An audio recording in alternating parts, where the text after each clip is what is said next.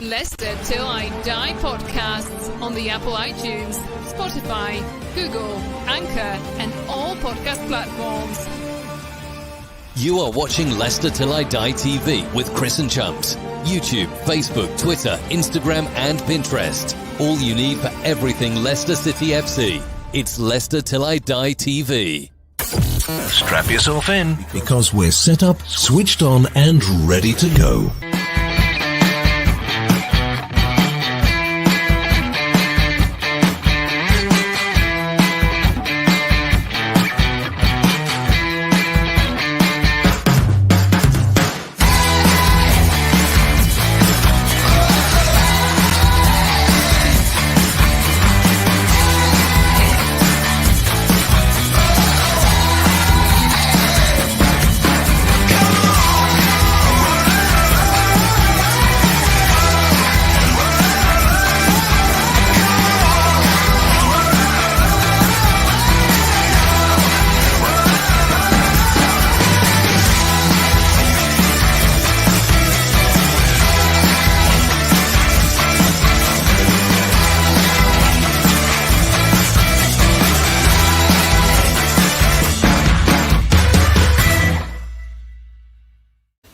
Hi everybody, Jerry Taggart here.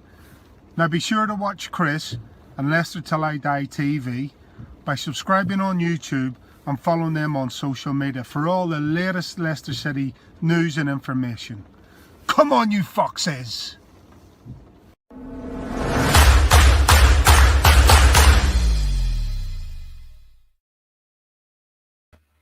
Good afternoon, fellow Fox fans. How are we doing? More importantly, how are we feeling? A little matter of the return leg against Leeds United this afternoon. We are about 37 minutes from kickoff, and this is what you're doing. You are watching Leicester Till I Die TV. and it's live. Well, as live as we can be. We're live on YouTube. You can see all the details below there. YouTube is Leicester Till I Die TV. Facebook is Leicester Till I Die. And Twitter and Periscope is at Leicester TID. Please give us a follow, subscribe, like, all that malarkey. But more importantly, let us have your comments. We want to know your comments on the team, which has just been announced. As strong as it gets? Probably. Let's see what my fellow Fox fan Josh thinks about it. Good afternoon, Josh. Afternoon, Chris. How are you? Not so bad, mate. How are you? All right, mate. All right. Just getting over the shaved head now. It's slowly growing back, but I'm starting to look a bit more like Phil Mitchell with Tyson Fury now. So I'm only wearing this because I need a haircut. And because of the way I haven't got much on top, I look like Jedward because it's just going straight up at the moment. So I'm trying to cover it up as best I can. Shame I can't cover my face up before you say it. You were saying you were feeling a little bit nervous. Yeah, I think especially the way Leeds are playing this season, you never know what you're going to get with them, really. I mean, we know how they're going to play. They're just going to come at us as they do against every single team, think they only sort of know how to play one way, and sometimes it works and sometimes it don't. So just hopefully we should have it. We should have enough today. But again, it's one of them where if they play well and they on the break, like they know they can hit any team on the break, it's going to be tricky today. Yeah, I mean the thing today is going to say it's a 2:00 kickoff. If you have the platform, it is on Sky, and of course we know what it means when we're on Sky.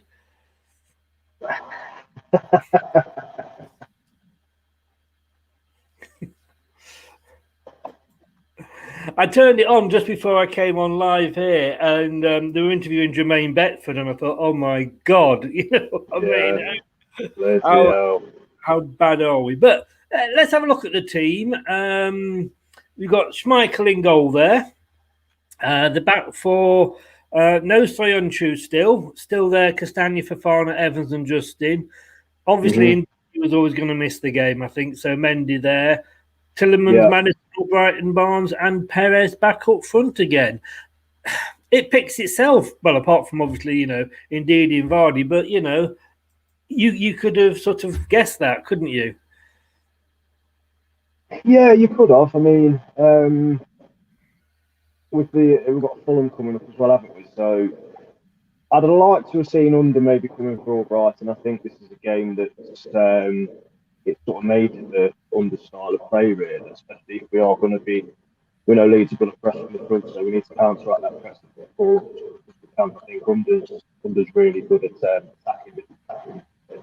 So, but like you say, it's I guess it's the strongest 11 at the minute, obviously without Vardy and Didi. So you can see why, like you say, it's sort of picks itself. Yeah, you're breaking up a little bit here, Josh, at this end. So, I mean, just to, I've lost the comment now. And we said hello to Brett earlier. I'm a bit concerned about Brett's mental health, to be honest with you, because he's actually got a good team, but believe it or not, would have liked Nacho up front. He's not getting those chances I thought he would with Vardy being out. No, can you hear me all right now, mate? It's a bit better now, yes, mate. Yeah. Yeah. Again, I think it's just it shows us what Brendan sort of thinks of Nacho, really. If he's going to continue starting Perez up front, which for me is, I'm a big fan of Perez, I'd sooner see him up front than Nacho. But other than that, we ain't really got any other options, have we? Unless you don't send one of the youngsters out on loan to Wickham and you keep them in just to be a bit of a squad player and see what they can do. But I think it'd be interesting, going off top of it, it'd be interesting to see tomorrow if we do bring anybody in as a striker on loan to cover Vardy. I mean, hopefully Vardy's not out too much longer now, but hopefully Perez could do a job today. Fingers crossed. I think Brendan's shown over the last few games, with the fact that he's gone for Perez, that's where he's going through. And I'm not saying Inacho's time is coming to an end at Leicester, but Eduardo scored again at the weekend in the Celtic loss. I'm still thinking a possible crossing on the M6 on the way up to Scotland. I don't know. I just expected to see Nacho, but it's working what he's doing, isn't it? Yeah, he just brings a total different style of play, and I think a lot of fans were worried that a lot of people do rely on Vardy as much, but I don't think that's the case as much. As I said, that stat the other day, like we've scored 16 goals in the 5 games he has played and not scored, and obviously the 2 that he weren't involved in the cup. So goals ain't really, they're not hard to come by for us at the minute, touch wood. Yeah, I like Perez because, like I say, he's got a good first touch. He works hard for the team. I think that goes a bit. You want any player to work hard and run socks. That sort of goes without saying. But he brings in other players as well, which is good. And hopefully, if you can get the right areas in the box, and he's going to get there at the right time, he's going to stick one in. So hopefully, anyway. Well, I was going to say. I mean, last time we played them. We did all right, actually, because I was more worried about that game because of the unknown quantity coming in. They'd have the great opening game against Liverpool. But Barnes after 3 minutes, Tillemans a couple, Vardy on the score sheet. It was a nice 4-1 win, wasn't it?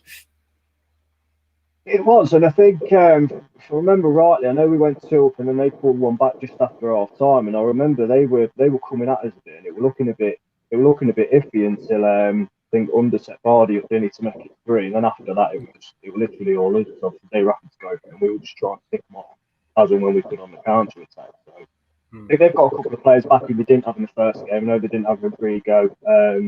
Can't remember if they had Raphinha in the first game. I can't remember if Calvin Phillips was playing. He might have been.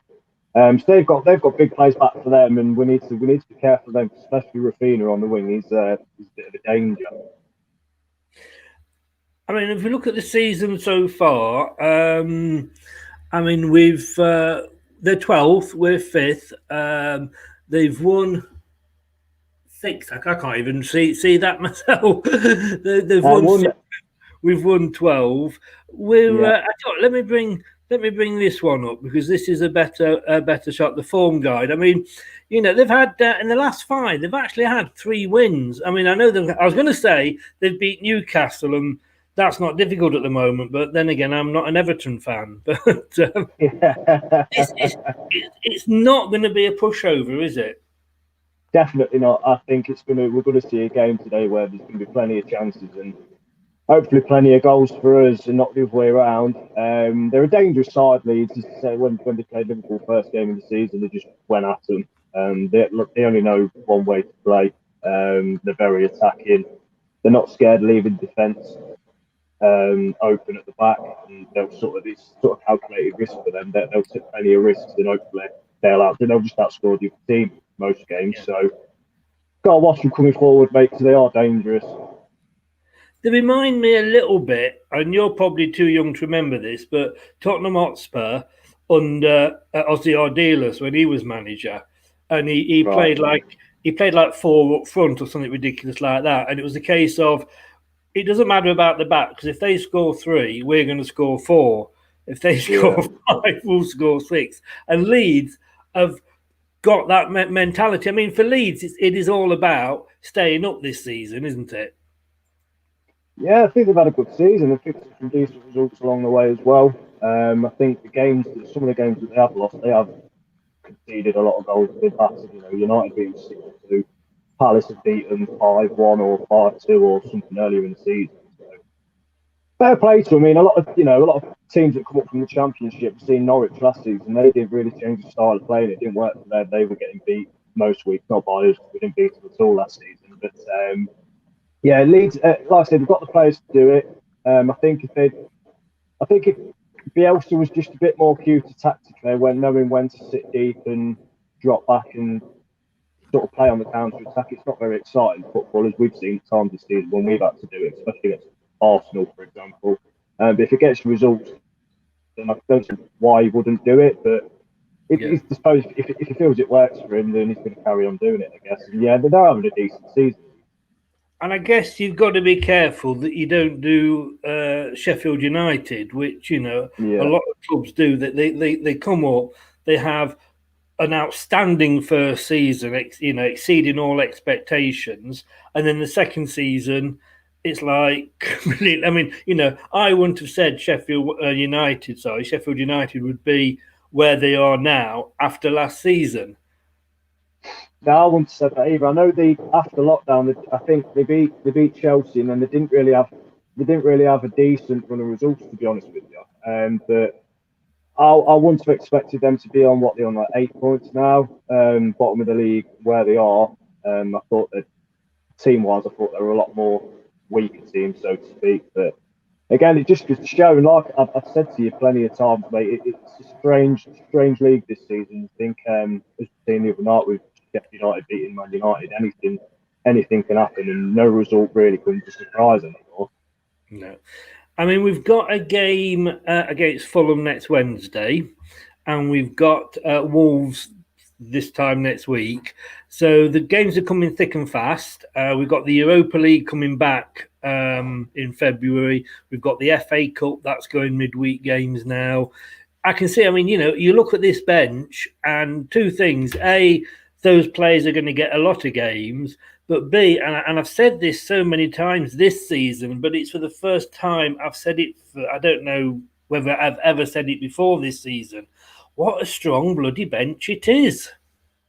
It is really strong. I think out of that, I know there's talk of Chowdhury going out on loan. But other than that, the players that you think are going to play, like I say, especially February, a lot of games coming up, especially in, like I say, Europa and the Premier League, including the FA Cup.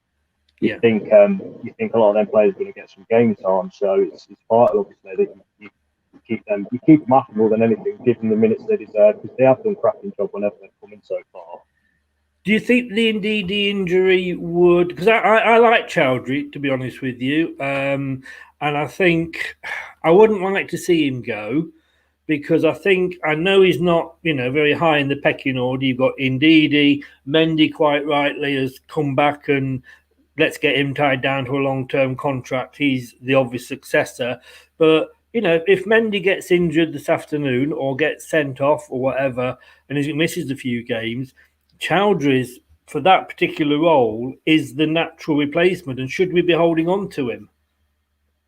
I think so. And again, he's another one that's come through the academy.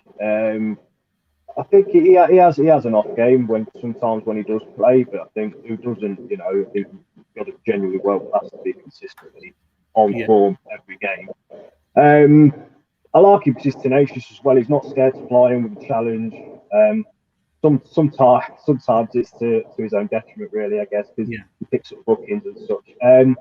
But again, like, I think if he is to go out on loan, it's definitely going to be to a Premiership team. I wouldn't be surprised if he does end up at Newcastle for the rest of the season, which is what's been reported. Other than, like I say, he can't drop down to the Championship. I think he's played enough games for us now to make the Premiership team sort of look at him and think, yeah, he can do a job for us, really, you know. Yeah, I'd like to keep holding. Like you say, hopefully, indeed, he's not up too long. But Charlie's good to have his backup, definitely. Yeah, I mean, what was I going to say? It is, like I say, I know Brendan's looking for an attacking midfielder if the rumours are to be believed. But if we're going to do what we as fans want the team to do, and what obviously the club want to do and move forward, you have got to have this depth in squad. And, you know, people say, well, yeah, you need 2 players to every position. But if you're going to be successful these days, it's almost you need more than that. Yeah, I think we're in.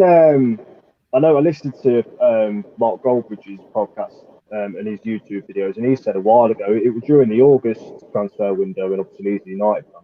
He was talking about it, and he says, you know, if you're looking at strength, in your starting 11, because then obviously your bench gets stronger as a result of that, because players from your starting 11 then sit on the bench, enabling your bench to be stronger. But I don't really like our first 11 at the minute playing that well.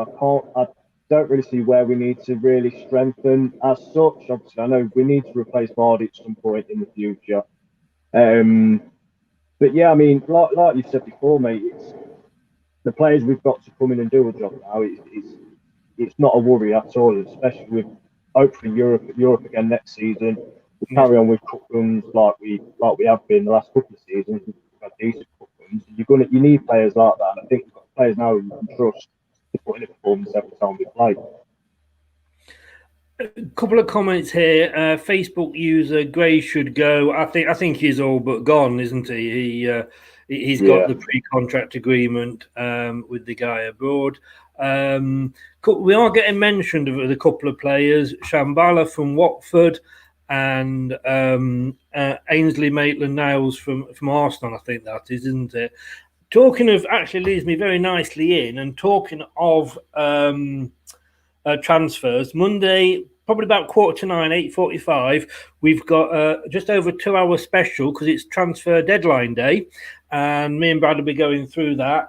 You're welcome to join us at any point, Josh. But just to let you guys know, it's like I say, it's depending how busy it is and to what's going on. We've actually got Matthew Mann is joining us.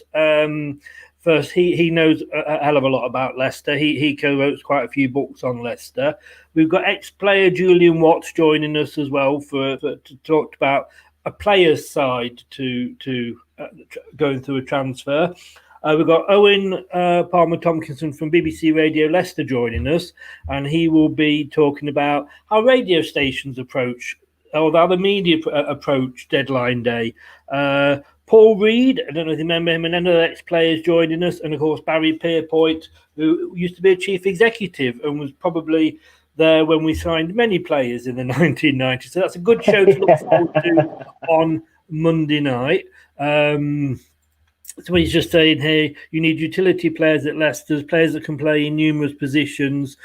We can't afford 3 players in all positions. Of course we can't. And I wasn't suggesting that, you know, we would be able to. But I'm just saying, you know, when we've got players there, don't let them go.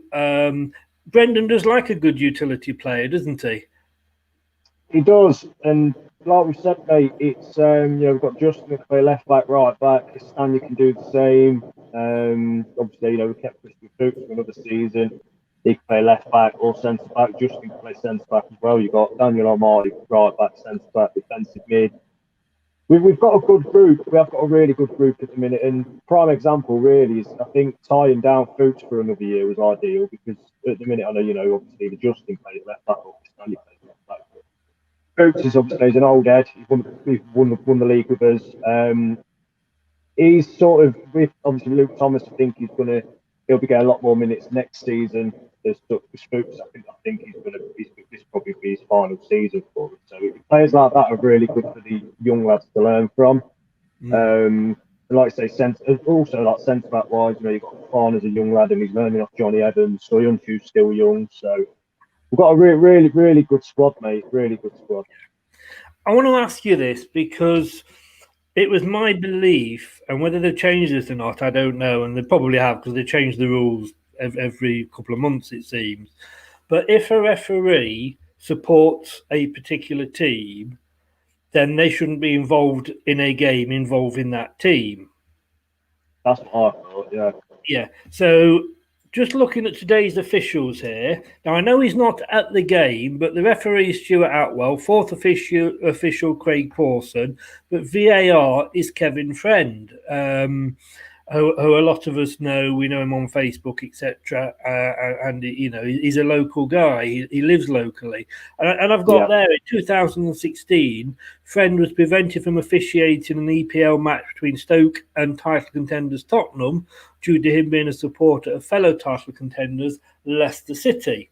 Now I do know there is an assistant VAR as well, but apart from not wanting to sit there for 20 minutes waiting while they make a decision. Should he be at the game? I mean, should he be doing anything with the game is what I mean. Yeah. I mean, obviously, with him being a Leicester fan, you sort of have to get behind it a bit. But no, by the rules, I shouldn't think so. I mean, as we know, VAR is a massive part of the game now. So to have him in charge of that, it's a bit it's a bit strange. That is. I don't really agree with it. I'm not saying that he would go out and be unfair at all. Of course.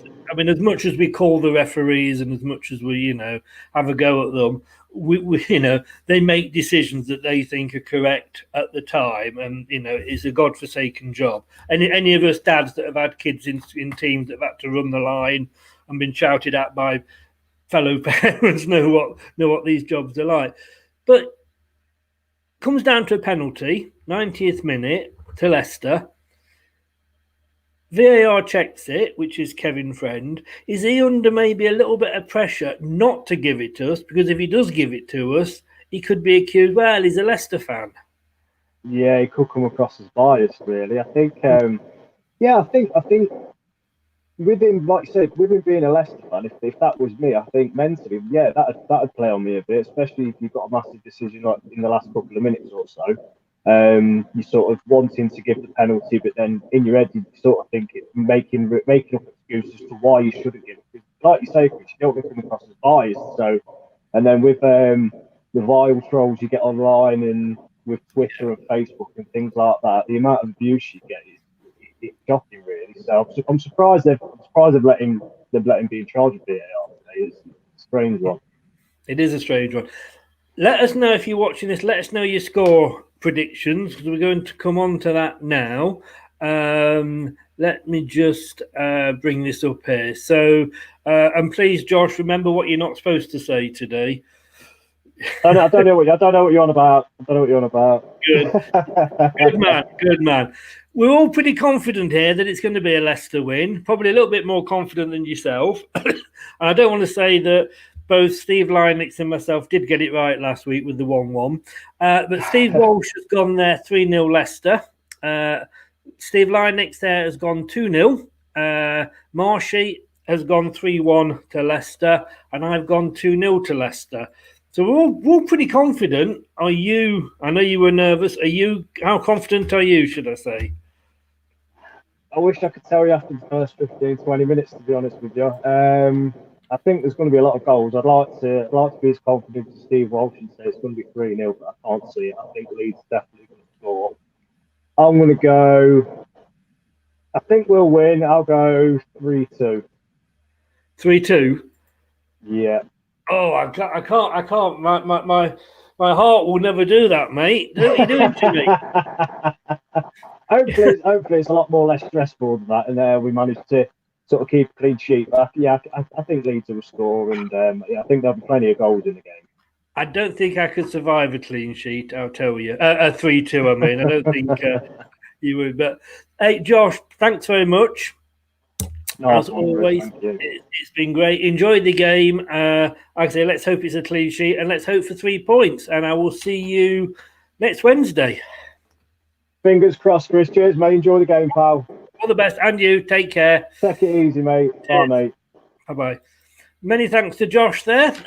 Looking ahead to today's game. 3-2. Please, God, no. Luke, you just looked at the Premier League website and saying Chris Kavanagh as ref and Mike Dean as VAR. Possibly. It possibly could have changed them because I did have a look at that a while ago when I did that. And that was what was coming up. So maybe they've changed it. Maybe it was they hadn't updated or whatever. But that's what it was showing. But Luke, then Mike D. At least he's not at the ground. But yeah, I agree that would be better, to be honest with you, Luke. Thanks for doing that, mate. You can't trust technology these days, doesn't it? You can't trust technology. Hey, we're going to be back at about 4:15 after the match, 40 minutes, possibly 30 to 40 minutes after kickoff. And we're going to have a special guest on the post-match show with myself and Josh. We're going to welcome Steve Lynix, ex-Leicester players. Those of us of a certain age remember Steve Lynix down the wing. Looking forward to having him on and having his thoughts on the game. It will be a pleasure to have him on. And if you want to catch up on any Leicester Till I Die show, remember, we are on YouTube at Leicester Till I Die TV. And we're also on podcasts, Google, Apple iTunes, Spotify and Anchor. And if you are going to watch us on YouTube, subtle hint there, please give that subscription a like. We need to try and get up to the 1,000 followers. So any help you can would be much appreciated. Guys, enjoy the game. Here's to a Leicester win. 1-0, 2-0, 3-0. We'll take anything, won't we, as long as it's a win. We'll see you up there about 40 minutes after the game, along with Josh and Steve Lynix. Take care. Stay safe. See you then. Goodbye now. Leicester Till I Die podcasts on the Apple iTunes, Spotify, Google, Anchor, and all podcast platforms. Thanks for watching Leicester Till I Die. This is Chris saying goodbye and see you next time.